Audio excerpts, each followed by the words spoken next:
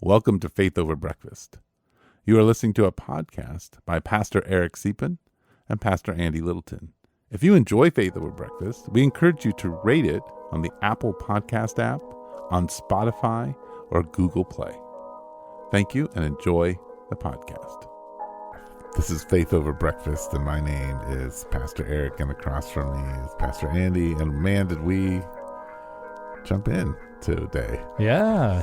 We both came in thinking about the current events here on the 30th of January, 2026. It's a day where there's a nationwide ice out, which is where people are often not going, in many cases, not going to school, work, to protest what's happening in Minneapolis and across the country. And we as pastors are thinking about that in our communities and wrestling with how to walk with people in a time like this. Right. And we talk about a little bit of our own exhaustion, but probably talk ignorantly about solutions.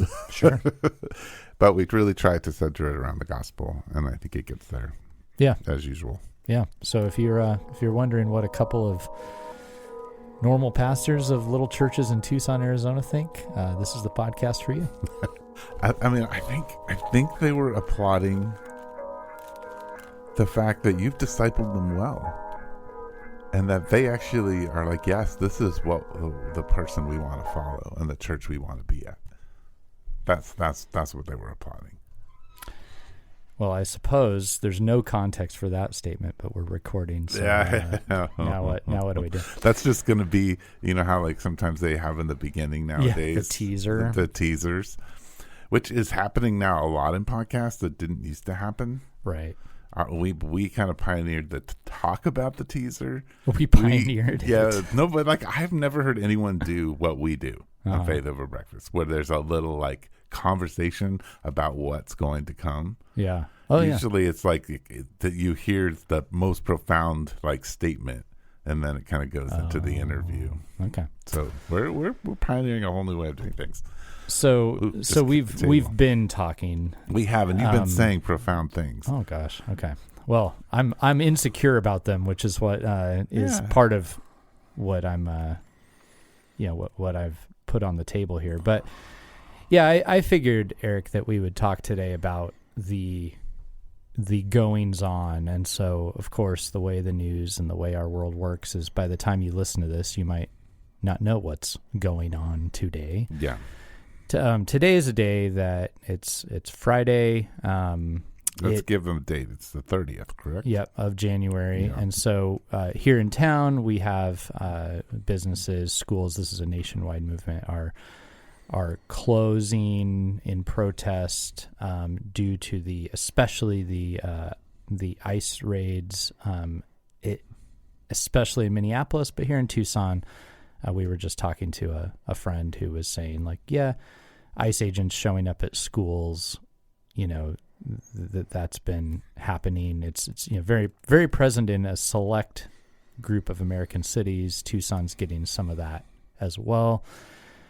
And so that's happening in our world. And we were talking about, as pastors, there's a few things we are facing as we move into this. One would be, you said fatigue. Is that a word? Yes. Yeah, fatigue. And it's a unique fatigue. I don't think it's the fatigue of like, I'm tired, I want to go to bed. Yeah, it's not that fatigue. Also, yeah, just it's complicated for me to know how to move through this. So I was talking to you about what I did say at our church, and subsequently what I did not say, and that's where we're at. Yeah, yeah. And I guess we're gonna have to talk about the things that are happening. We're going to talk about ICE, and we're going to talk about immigration, and we're going to have to talk about how the church operates. And I think I would like to preface that because people are going to be listening to this after my sermon. Mm-hmm. We are in Titus 2, and it is my job now from verse 9 to verse 15 of chapter 2 to deal with slaves in the gospel. Oh, wow. Yeah. And power differentials. Uh-huh. And so like, I think I would feel very differently about preaching this sermon 5-6 years ago than I feel now, just because of the climate of things in our culture. Yeah. It's more loaded currently. Yeah. It feels a little bit more loaded. Mm-hmm. But what I really enjoyed about the beginning of your conversation, and so maybe we can frame it around that as pastors and shepherds, and I mean that word there is synonymous. Like someone who pastors is basically shepherding. We're taking this from, the shepherding of sheep and goats, basically, which is all the way, by the way, through the entire Bible. Yeah. It's a major theme. It's a major theme. Yeah. It's a way people ate. It was not a high. It didn't feel like a high calling. It felt like a very. It was a peasant calling. It was, in fact, I was just reading the beginning or the end of Genesis, and you have Joseph's family coming and residing in Goshen, and the Egyptians don't like being around shepherds. Yeah, yes, I actually just read that too. I'm doing a Bible in a year, and we're both doing Bible in a year, so we could kind of get that little thing there. And I'm like, the shepherds just never got a good shake ever. Yeah, they were like, oh, great, shepherds around. So that's what we are. So we are that. Yeah. But you were talking about this idea that we are to invite all people to the table. When we're talking about the table, we're talking about Christ's body broken, his blood poured out, the whole significance of that meal and what it reflects and what it invites us into and all that. And I would say the way that I was talking about a class I was in yesterday as well, where it was planned for a long time, but it was centering on the idea of what it's like to, or what we need to think about when we think about politics in the church. Sure. And so one of the ideals of the class was that people should be moving not toward political centrism per se, but toward the table, toward Christ. And so, and I think that I got the table as in the body and blood of Christ, but I also got the idea of the community where we look at one another gathered in Christ. Yeah, common union around. Yeah, around Christ himself. And and that sounds right to me. I know very few people actually who would, as Christians, disagree with that statement. Right. That feels...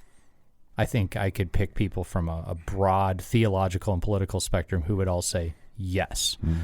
And then there's the big but that shows up. And for me, it was a post-class discussion where I felt what I often feel and what I have a little bit of a struggle with as a pastor. This is where the fatigue starts to come in, which was, okay, so how you do that is you tell people, here's how we're doing this.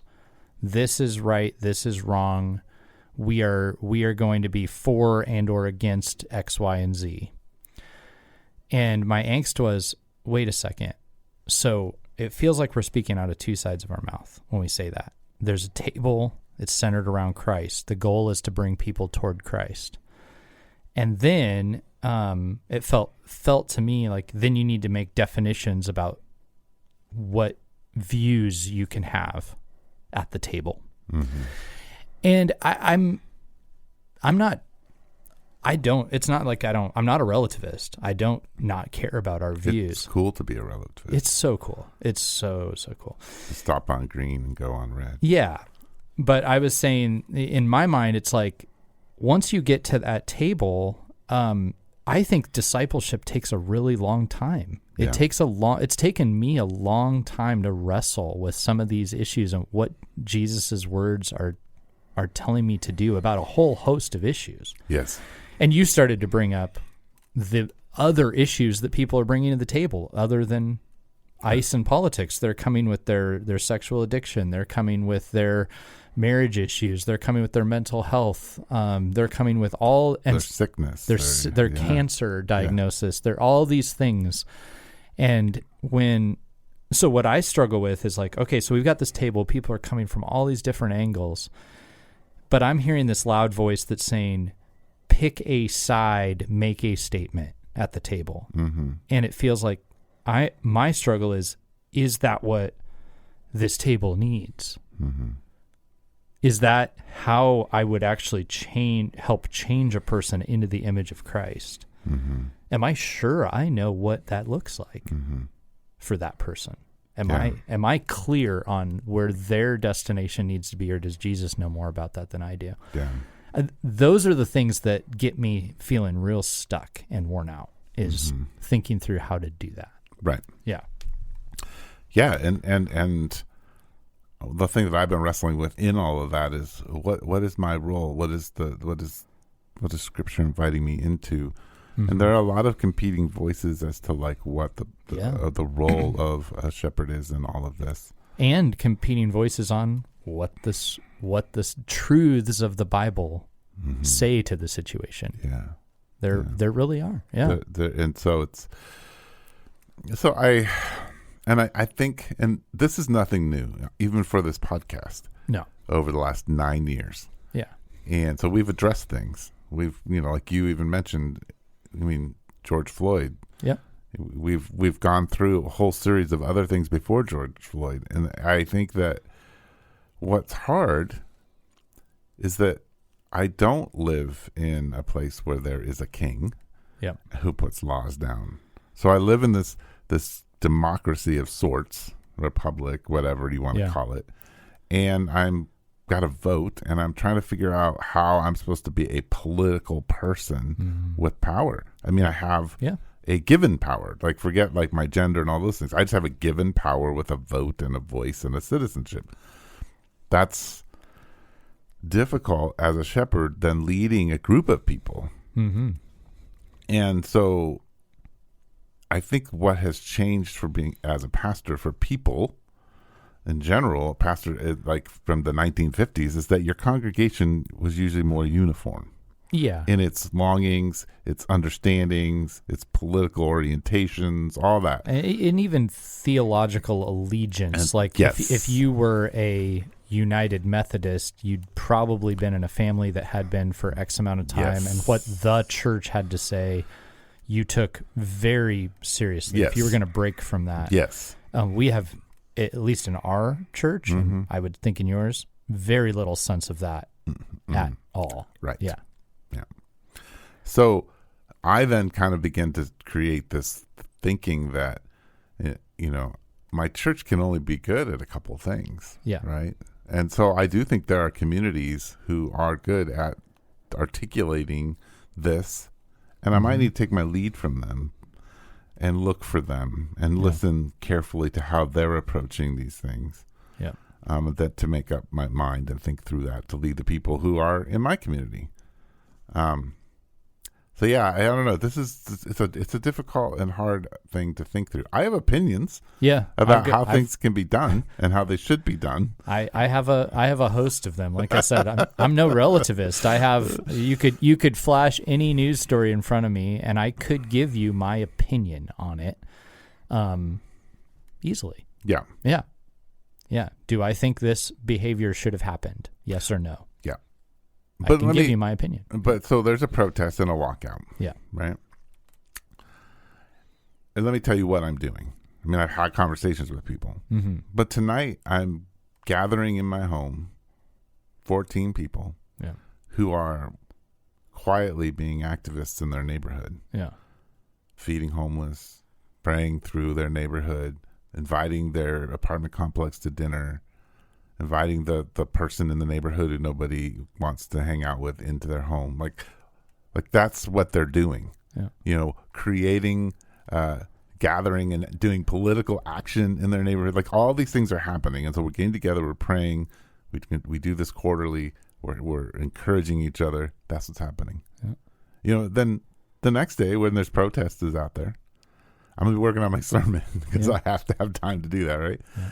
That protest is going on. And then in the evening, my niece is having a birthday, so I'm going to be there. That's what I'm doing. Mm-hmm. I don't have any other, I don't have space to go do these other things. Do I think they're important? I don't know.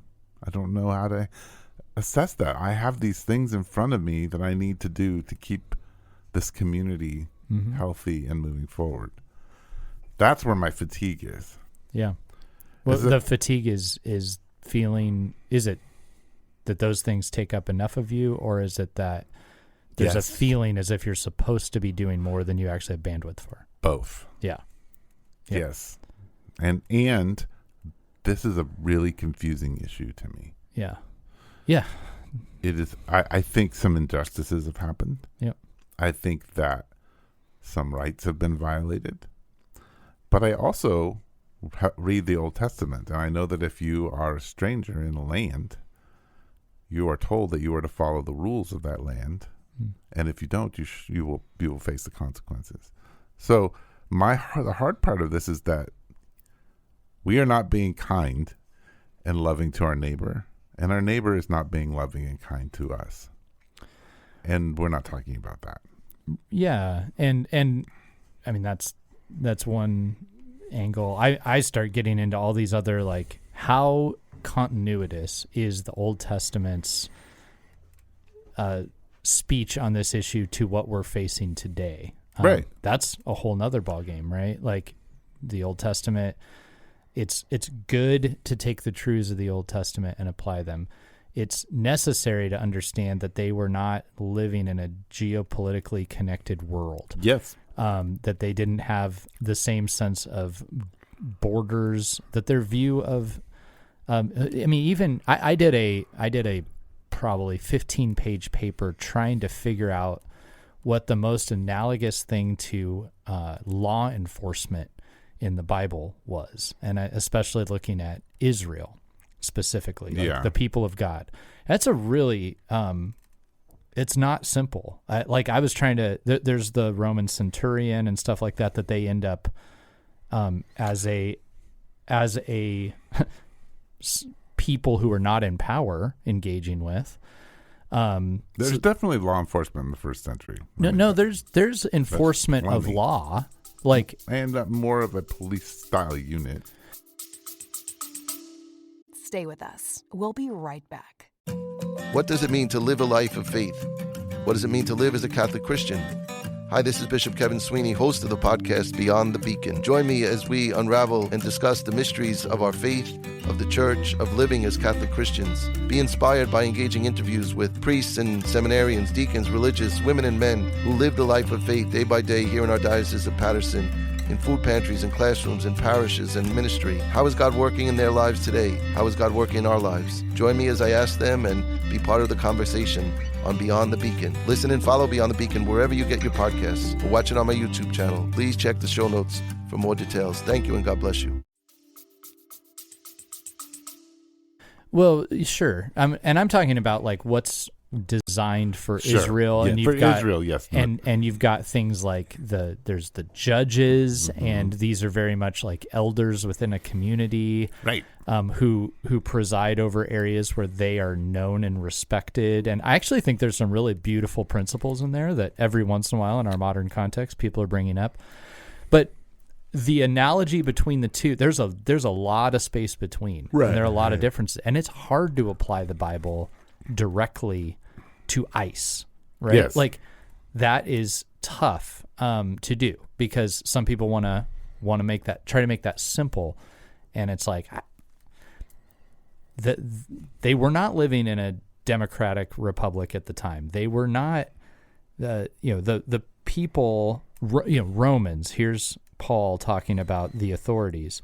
He's not talking to people who voted in the Caesar and have some sense that they hold him accountable. He's talking to the people who are under occupation in a small Christian community that is, a sect of Judaism in everybody's mind, and how they're supposed to respond to occupying Rome.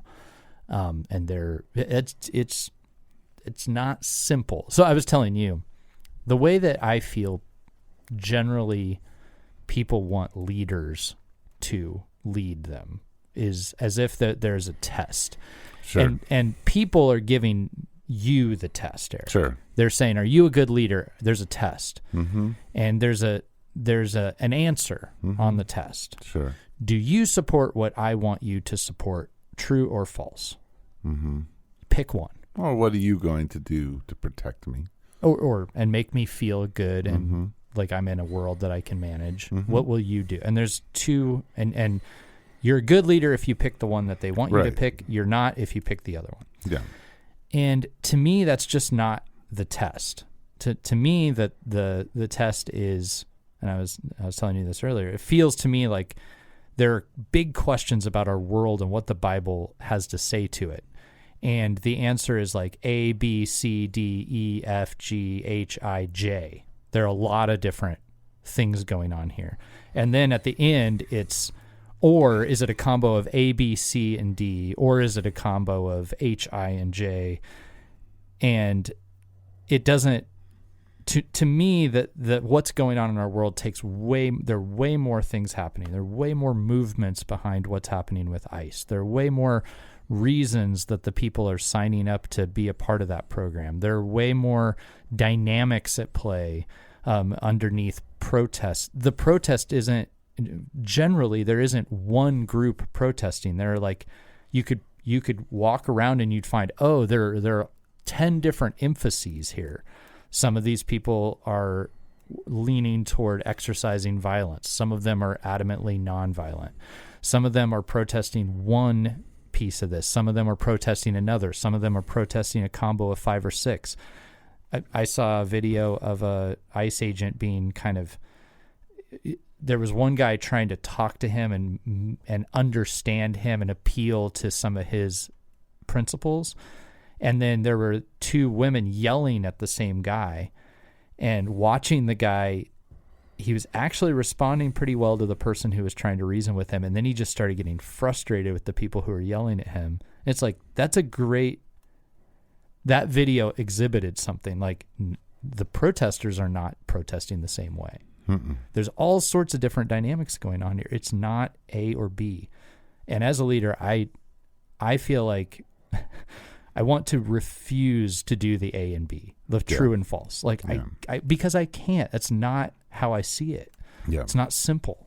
Well, and so for instance, to me, everything is always gospel driven, but gospel driven does not necessarily bring you to the same choice when it comes to handling a political issue like this, but it always brings you to the same decision in the way that you treat people. And so if I go and I protest, then I am a representative of the gospel to the people around me who are protesting and to whoever might be in danger. The aroma of Christ should be present in you. Right. So I have to, so if you're protesting and there are 2 women screaming and yelling, harassing an ICE agent, the gospel says I stand between those 2 women and I say, we don't treat people this way. We are all image bearers. And then we shift and we say to the ICE agent, there is a gospel way to do what you're doing in the way that you treat people and offering them dignity. And I'm going to stand between you when you refuse to give people dignity. It was really interesting in that video because underneath it, there was a not so subtle cue as to the prevailing, there was an agreement all 3 people had that they didn't know they had. And the agreement, so even the ICE agent and the other guy who were trying to reason kept saying, you have your right to express yourself to them, even though you could tell that the guy who was trying to reason didn't like it and he found it disruptive. And the ICE agent was getting angry. But they kept saying, well, you have the right to your style of doing this. Mm-hmm. It's highly individualistic, right? Like at the end of the day, it was the one guy was appealing to the ICE agent his individual goals. He was trying to appeal to him, like, what are your motives? And couldn't you do something else with your life? And the ICE agent was saying very little, but he was, in a sense, it felt like he was trying to say, look, this isn't really what I want, but I needed to do it. Just trust me. Like, I had to make a you never know. Like, he's got his mom's sick and in the hospital. He needs the $50,000. Who knows? He wouldn't say. And then the people who are like, yelling, or like, they're using, like, we're going to use really angry language to make you feel like you suck. And none of them had any anchor outside of the self to latch onto and say, I'm representing Jesus, or something like that. Right. Well, and so what you're saying is more like, however you would show up, you would need to anchor in the gospel good news of the person and work of Jesus. Right. And so if I'm going to protest in a gospel manner. And I think we're going to be very careful, because when we talk about Jesus being angry, if Jesus goes to a protest and he watches you be violent, his violence will be against you. Because he's against the religious person who is destructive to other people's image. Right? He's against the person who takes advantage of the image of God. So if we go to the protest, then we protest as gospel people, and we invite protesters to act like Jesus, not like the enemy. We're also inviting ICE agents and anyone else we're protesting against to see image. And if there are followers of Jesus amongst them, to appeal not to, could you do something better with your life, but what does the gospel look like in your space? How do you encourage all the people that you work with to be gospel agents in the ICE community? Like, the way, okay, we're going to execute law and order, but we're going to execute it as best we can by giving dignity to the people. Now, I appreciate that. One of the narratives that's coming out of the church, and I'll try to illustrate this to some degree, is, and I'm sympathetic to this, is that Jesus stands with the lowest, with the one who is oppressed the most, and stands against the power. Now, here's the interesting thing. Both I would call it like the new right and left are both using that narrative, which is, and I think the right knows. How does the right use that? I'll get there. Yeah, okay. I think the right knows that both of them use it, and the left is a little less clear on that in my mind. Okay. But anyway, so the left is saying, look, like, if you're the immigrant, you are the one Jesus is standing with because of your vulnerability. Yeah. Right? So the anger needs to go at the power. The right is actually saying it, and I mean, I've, anecdotally, and I've been in circles where, even recently, where the people on the right are using the oppressor language for the left, and saying they are you could call them, the elites, they're using their power, their education, they're kind of calling them hypocrites. I understand what you're saying. And then specifically, there's a book not too long ago that came out by Doug Wilson where he was teaching. He essentially said, this is my understanding of it, I don't have every word here, but the eye for an eye, the turn the other cheek methodology is not for times of this level of seriousness. At this point, what we need to do is take the methodology of the left that comes from the worker movements of Saul Alinsky and so on, and we need to use it against them. We need to use their method on them. So that since their method is take the oppressed people and rise up, we need to use that same language and protest back in. Very postmodern. Doug Wilson. Yeah. He would not appreciate that, but it is. Right. And so that methodology, like I said, that's why I'm saying there's a good group in the modern right that is well aware that's what you need to do. You fight fire with fire. But but I it's a little different than standing with the least of these is the argument that they're making. They're saying we are the least of these. I get that. They're bringing that identity to themselves and not to someone else. Which is another interesting take on like what it means to like assume identities, and there's a whole host of. See, here's where it gets really complicated. It's very complicated.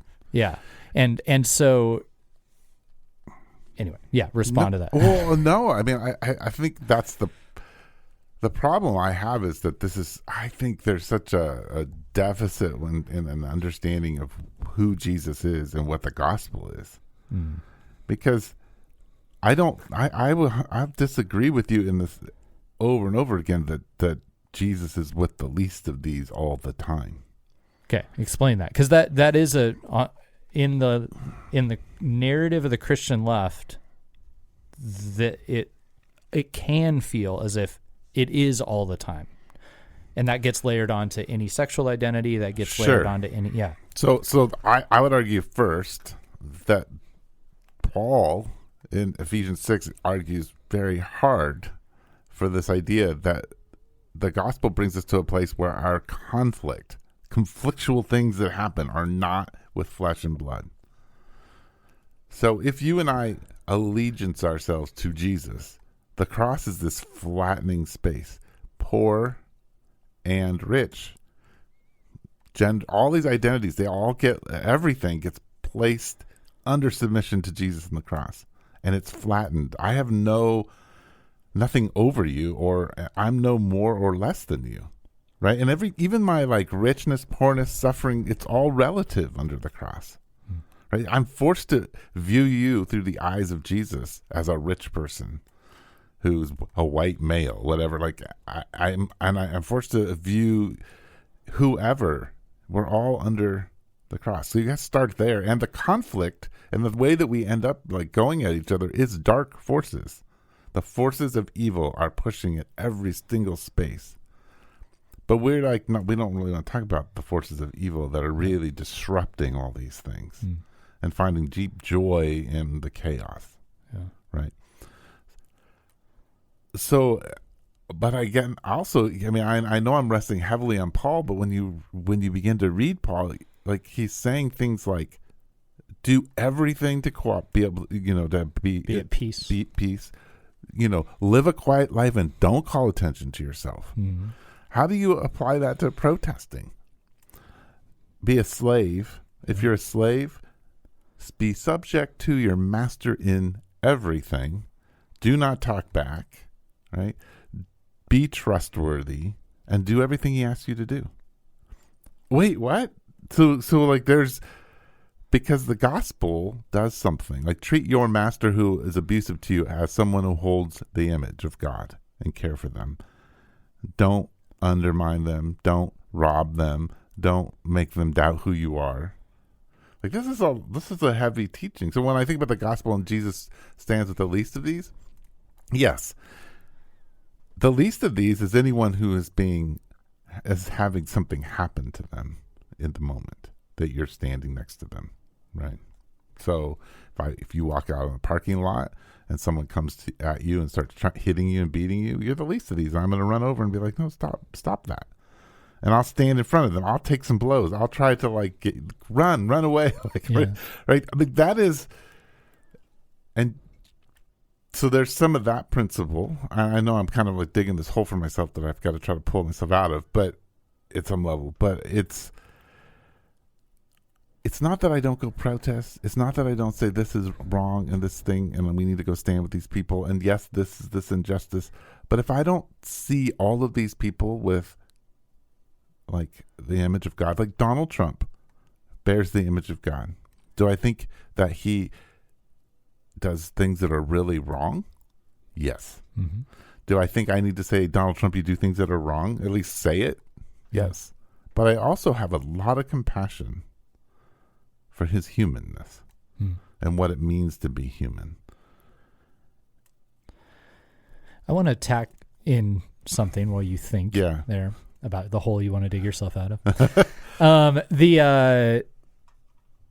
Another question is, what is powerful, I think. And so I had an interesting angle on this being at the Chicago Cubs convention in I knew we'd bring it down to baseball. I know. Cubs. I had to get there. That's what I'm going to put the title of this is Ice Solved by Being Baseball Players and Cubs Fans. It really is, man. There was a final session. It's interesting. There are 8,600 people in this hotel, and they're all trying to get into the conference room that probably fit a third to half of them. And there's lines, and oh my goodness, like people couldn't get in, and they were so frustrated. On the last day, they held a talk on the impact of the legacy of Martin Luther King Jr. And they had 4 of the great Chicago Cubs, all African Americans in this case.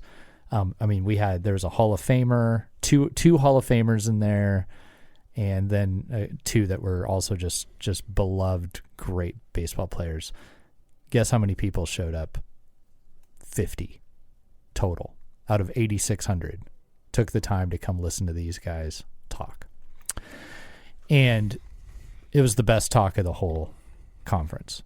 I mean, you're hearing just old men of wisdom speaking about what it was like to live under segregation, what it was like to, talking to the first African-American player in the Cubs organization who was their friend, what it was like to be yelled at and spit on and called every name in the book, and to not only survive it, but to come out on the other end as honored Hall of Famers in baseball,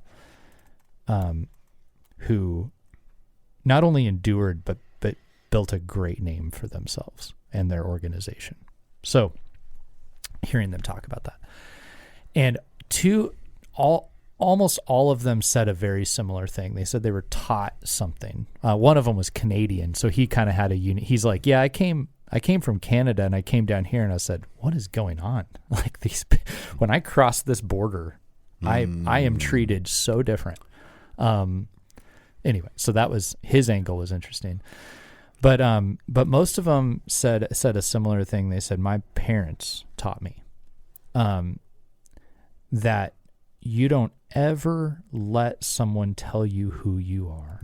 You need to know that who your maker says you are, and when they say something else, you don't let them tell you who you are, and you don't treat them the way they're treating you. You treat them the way you know they should be treating you. Yeah. You show them the way. Yeah. Be the bigger man. Teach them. And all of them had some stories. One of the guys, he said he wanted to be a baseball player, and he told this Catholic nun who was one of his teachers that, and she said, you should really do something more like for your kind of people. You should do something like drive a truck. That's something your kind of people are good at. And he went home and he talked to his mother, and his mother said, okay, she doesn't think you're as human as she is. Keep being a baseball player. And so he kept pursuing it, and he became a baseball player, and he got a letter from her. The nun, who said, not I'm sorry, not I was wrong. Could you get me and my family some tickets? And he said, I thought about that, and I thought, what kind of tickets do I give this woman? Do I ignore her? Do I give her nosebleeds? He said, I got her front row seats. I got her the best tickets in the house. I treated her like a queen. Why? Because I wanted her to learn how to treat people, right? I wanted her to see, not she didn't have to hear, and she could watch me out on that field, right. From her front row seat and think about it. Yeah. What kind of person should I have been to this young man? And, I was listening to that and I thought, these guys are time-tested victors in this cause. Like, they've done it, And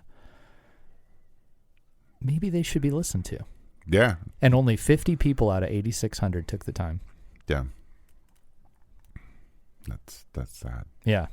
It's really sad. Interesting. Yeah, I think that our culture doesn't really want to deal with substance. Yeah. And I think that because that process they did took forever. It was slow. Yeah. It was painful. Yeah. Well, and I mean, I was talking earlier today to that friend that we referenced, and I told him, I said, one of my biggest frustrations in all of this is that I look around and there are people, not everyone, but there are people who are so frustrated, like they're passionate about this, but I know they're not that same passion about rooting their own sin out of their life. Mm-hmm. They're not passionate about fixing the brokenness in their family. They're not passionate about loving their wife or husband or kids in a deeper manner. Yeah. The same passion. Yeah. And it's easy to aim it at the ambiguous other. Yeah. And it's not that we aren't supposed to do stuff. No, I would never say we're not supposed to do stuff. Yeah. So I think that there's that. I think that we, are in a place. I mean, if you just think societally, and so let me just dive into my actual opinions about all of this, is that I think we live in a society that is on the edge of a very Roman-like descent. That descent could take the next 100 years. That descent can take the next 30. I don't know. Right. We live in a highly technological world, so it propels itself forward faster. Yep. And there is, because of technology, a more and more divide between even generations and being able to understand each other and be able to communicate. So we have this communication issue. We have a society with its value system beginning to erode and shift around. And so where the church is at a place where it has to make a decision about, are we going to be a stable force as things corrode? So that when they fall, we're all on the same team caring for those least of these as things crumble. And so I do think there is this question of like, what, as people suffer, what am I supposed to do?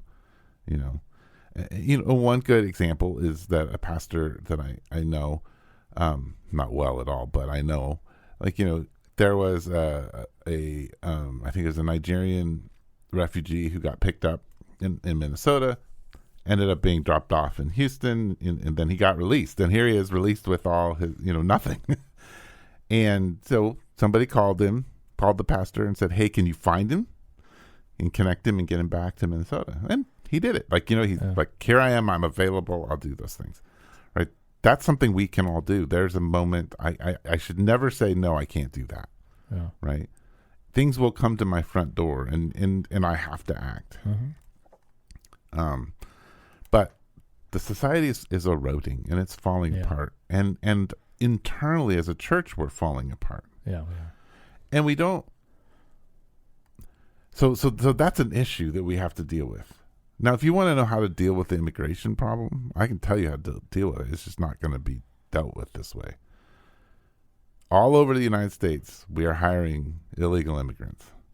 We need to stop punishing the illegal immigrants. We need to punish the businesses that hire them. Sure. We need to put heavy fines on them.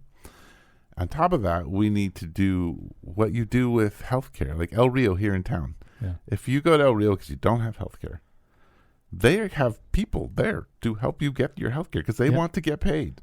Yep. So they're going to help you jump through all the hoops to get onto access and all that. We should make it easier to go through a immigration process than to come illegally through the coyotes or whatever. Right. And if I go to a business like yours, when you had your business, and I'm an illegal alien, you should know that there's actually a process. And you said, you know what, I can't hire you, but what I can do is refer you here. And once you're through the process, you have a job with me. I signed this paper, so you have a job. Go do it. Come back, I'll give you a job. But I can't hire you because there's a huge fine if I do. Sure. And I'm going to get in trouble, and there's severe consequences, and I'll shut my business down. That there needs to be we need to go after the corporate individual in our country instead of the people. Sure. And then we need to, when it comes to law enforcement, have a much more stringent, much more disciplined unit of people, ICE, whatever, who go after the 15 to 20% who are severe criminals who have come over illegally. And we need to make sure that there's a severe consequence for them as a deterrent, right? And that we're like, shock and awe when it comes to illegals who are committing severe violent crimes, right? And it feels like if you are in law enforcement and you commit a violent crime, the shock and awe should be double because of your high responsibility. Right. Yeah. Yeah. Yeah. And well, I mean, and some of this is, like the problem is that the ICE does actually have more training than people give them credit for. What the problem is they don't have training for people to follow them around all the time. Their job blowing whistles and screaming at them. There's no training for that. And de-escalation. I know nothing of their training, by the way. I have no idea, but yeah. It feels like they're taking on a lot of people fast right now. Yes. I mean, I've seen the ads on TV. Sure. Yeah. Yeah. But still, I was, like if you're a school teacher, I don't think you could handle like 7 people with whistles, and every time you teach the quadratic formula incorrectly, people start screaming at you and blowing whistles. Well, there's a lot, of course, going on here, but like if the idea, and I assume the idea of the protests is to get them to leave by making it as uncomfortable as possible. That. Yeah. And I get that, but if you don't want to push people to do, who happen to be carrying weapons around, like there is a certain stress level they're getting put under that is making it hard. Right. It's making it more volatile. And as the protester, you have to ask yourself, is that risk worth it? Yeah. Yeah. I mean, and I think like, if I had space like in my life to be a protester, probably what I would try to do is start a nonprofit organization that calls attention to businesses that hire high levels of illegal immigrants, takes advantages of them, doesn't, pay taxes. Like I would be making those businesses as public as possible, and I would try to bring charges against them. Yeah, it feels like the legal work, and by the way, like helping the legal work of helping immigrant families who often like their cases would be expedited if they had legal help, but they don't A, know the system, or B, have the resources. Yes. They should, like, good work that would help. I mean, probably needed to be done a long time ago, but would be to serve their legal process, to help them do it well. Yeah. But that's slow work, Eric. That takes a lot of time and a lot of money, and lawyers want to do injury cases. They want to be Rafi. Right. Rafi. Anyway, I'm devolving into, it's my point is like it takes deeply formed sacrificial people to do that kind of stuff, which is what it feels like we're trying to do in churches, which doesn't happen in fast reactionary ways. Yeah. So we had, I tell the story, but this is like, okay, well, here's our immigration story at the village. Like, so we had Sergio and Adina and their family of 5 coming to our church. Yeah. Sergio was not a Christian. And at the time that he became a Christian, in my office on his knees, he was being chased by drug dealers, and he was here under a social security number of an American citizen named Sergio. Yeah. So that's not actually his real name, who had just gotten a DUI in Texas, because they would trade back and forth. Yeah. And so now he was being summoned to go to court, but he's not the person who got pulled over, and he's being chased by drug dealers. He becomes a Christian. We disciple him for 6 months. Yeah. And because of the law and because of Jesus, he takes his whole family and goes back to Mexico. Okay. Right. I think he has to actually sneak across the border back into his back home country because he would be arrested going across. Yeah. So that's kind of a humorous thing, but he did it. Yeah. And his wife was an American citizen. Yeah. And so he worked in Mexico, and she would drive. She had a job in El Paso. That's how it worked out. Yeah. But I thought, like part of him going back was hey, I'm not here legally, and it's gotten really hard for me because of that. And I think the right thing to do is to go back. I'm not saying that's the solution for everybody. I'm just saying that that's a very interesting, like when the gospel begins to act in someone's life, it changes your perspective on how you're going to approach it from any perspective, for the person in power and the person without power. Yeah. The gospel compels us to lay whatever power we have down and to submit at some level to the power that we have no control over, which is a really weird kind of process. Yeah. Well, and there aren't a lot of solutions to this. I was going to say, you solved it. We solved it. We solved it. Yeah. Well, I think so. There's one other thing, and because I know you're like I can tell it's the Andy, like maybe we should just land the plane here. So let's land it here. Yeah. Regardless of all of the opinions, protesting, not protesting, you're on this side, blah, blah, blah, blah. What I think universally Christians are called to is grief. Mm-hmm. Because all of this breaks God's heart. Yeah. And all of it is not the way it's supposed to be. And as an American church, we don't know how to lament things. We're all reading, you and I are reading through the Bible, and I was shocked that, when Joseph dies, there are these series of mournings. And in one spot, it's so dramatic that the Hittites are like, name a place because they see the Egyptians and Joseph mourning for 7 days. Like, and that's just over someone dying. Yeah. Like, who was close to them. Like, we don't know how to collectively grieve what's happening in our world.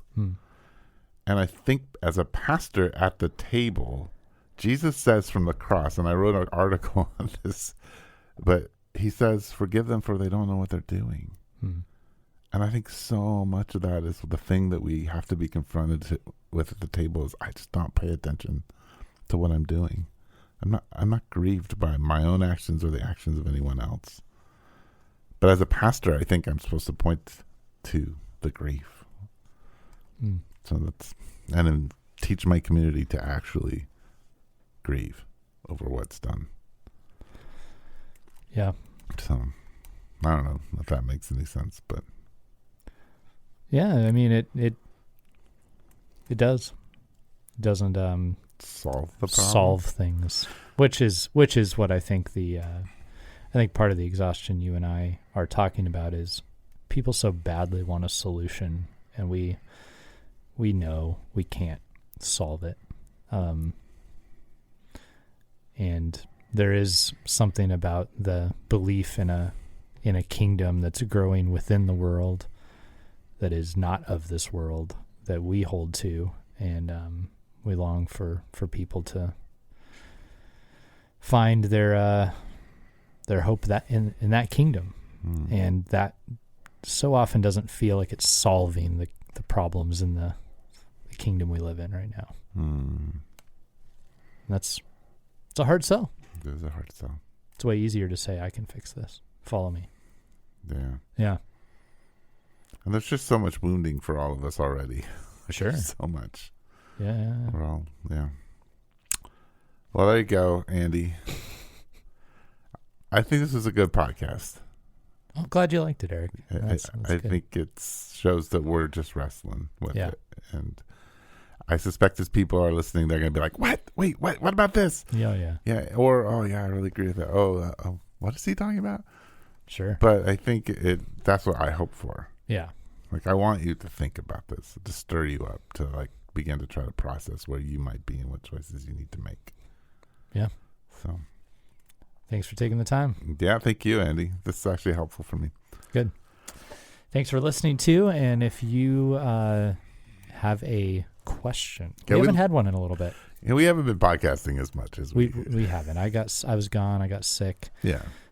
You could email us, faithoverbreakfast@gmail.com. In your podcasting app, you can send us a message. Yeah. Or you can talk to Eric. Or Andy. I'll forget. So talk to Eric. Email Andy. And Andy will remember. Yeah, talk to Eric. And we would love to follow up with one of your questions or thoughts or something like that. And so I suspect this may stir up something. Oh, sure. So yeah. Feel free to ask a follow-up, and we'll do our best. So thanks for tuning in. We appreciate you taking time. If you made it this far, we feel very, very seen and loved. Yeah. Yeah. You've been listening to Faith Over Breakfast with Pastor Eric Siepen and Pastor Andy Littleton. Please share us on Instagram, Twitter, and Facebook. Thank you.